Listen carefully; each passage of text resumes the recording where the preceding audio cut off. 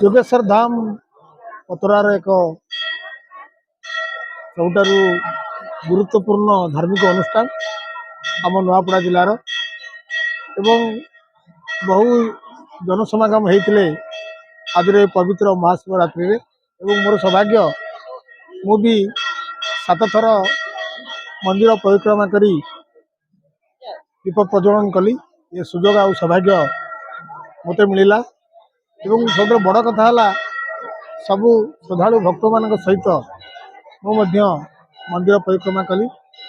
ये हूँ एक धार्मिक भावनार कथा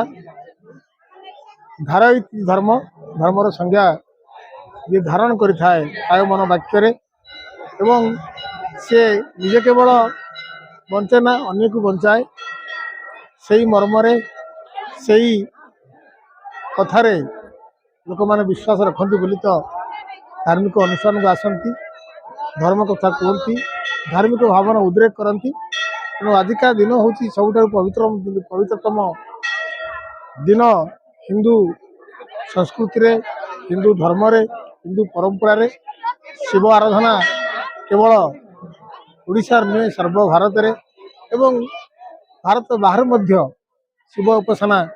को आवाह मान काल लगी रही तेणु ये पतरार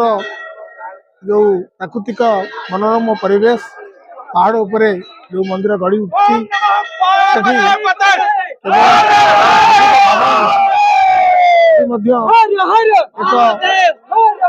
टूरिज्म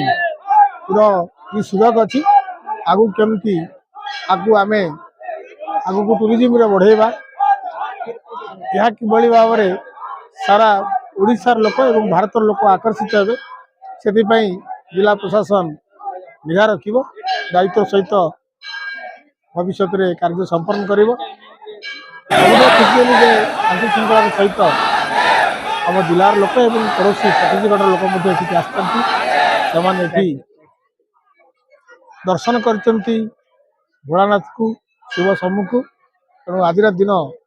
समस्त मंगलमय होती आसंत दिन मानक समस्त शिव बा भोलानाथ मंगलमय करंतु एति कामना करिए।